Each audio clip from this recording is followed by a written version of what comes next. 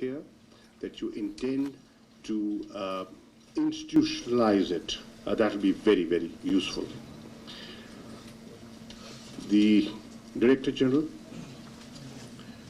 gave you an overview of how he sees things changing globally and regionally, how multilateralism is being pushed into the background, how the economic geography of the region and globally, how it's changing, how the economic rise of China is having an impact on the global economic situation. He's also mentioned how a new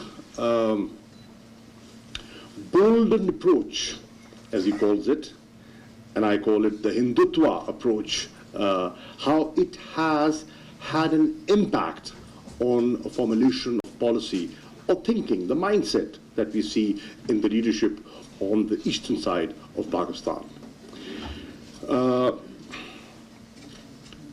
Hearing what he had to say and the exercise you're getting involved in is reinforcing my point of view that for a transformational foreign policy, as the ambassador put it, it cannot be done alone at the Foreign Office. We need input, and we need input from academia. And I'm grateful to some members of the academia who are helping me understand things better. You need input from the private sector.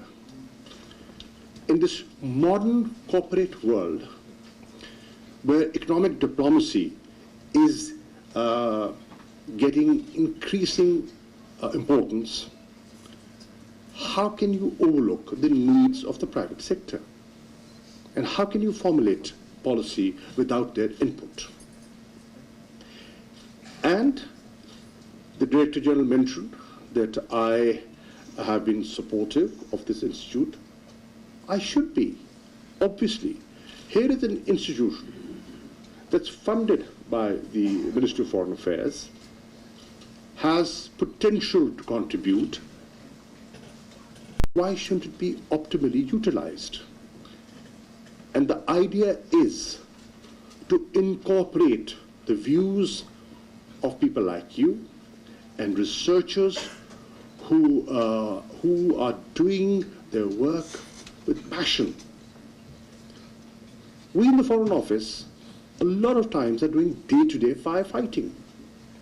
And frankly, this is my second innings at the Foreign Office, and I've learned with time that the average officer working, very competent, very good, very dynamic, does not have time for strategic thinking. He's running from meetings to meetings. So where does the government get that large strategic picture? It's from institutes like yours, sir. Academia, professors sitting here. That's where the input comes.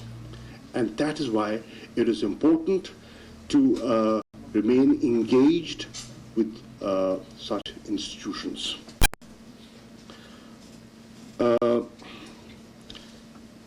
The ambassador mentioned a transformational approach. Yes, sir. We need that transformational approach because things are changing. Things are changing in the region. Realignments have taken place, and we have to be cognizant of those realignments. And Ambassador Shah, I intend to seriously grab the offer that you've made And ladies and gentlemen, let me share with you that the government of China has offered the old embassy in the diplomatic enclave to the Foreign Office. I intend to take that over, reach an agreement with you, and take it over. And what I visualize is to have a restructured, redesigned Foreign Service Academy, shift it over there. You know, it's a proper facility, and we need to have revisit our, what is being taught at the Foreign Service Academy. It's a useful institution. A lot of countries and young diplomats come from different regions of the world, and they benefit from it.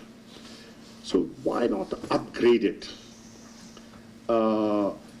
restructure it, redesign it, introduce modern courses there. Here is a facility, free of cost. You know, it's a friendly gesture, free of cost. It's being given to the Foreign Office, and I'm shocked that the Foreign Office hasn't moved. For how long now? Perhaps 4 years. Long live bureaucracy. That's the way. I will ensure, sir, I will ensure that it is done, and it is done under my stewardship, and now, inshallah, it will be done. So that we make this institution more effective.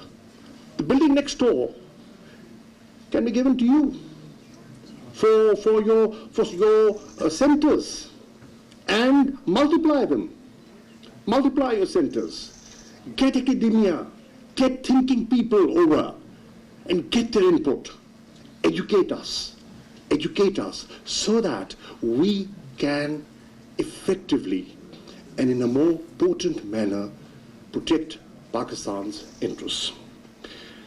The ambassador mentioned in his statement the new Kartarpur spirit of our government. Yes, the spirit is there, but we were responded by the decision on the Babri Mosque. So we have to live with that reality as well. But I would like to thank the organizers of the international conference for inviting me to speak to you on a subject which is increasingly becoming critically relevant to our and indeed the world. I want to commend Institute of Strategic Studies, Chinese Embassy and PAR China for bringing together such a broad spectrum of scholarship from academia and think tanks of China and Pakistan.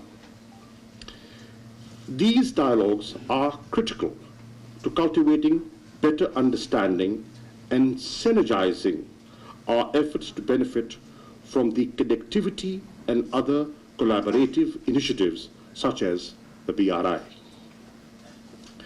In the past 6 years, since its launch in 2013, the Belt and Road Initiative has emerged as the single most effective instrument of globalism and international development cooperation. The true potential of the BRI lies in having created an awareness that the world would be better off if we enable each other to attain economic growth and development. वज़ीर ख़ारजा Shah Mahmood Qureshi conference से खिताब कर रहे थे। ये conference belt and road मंसूबे से मुतल्लिक है।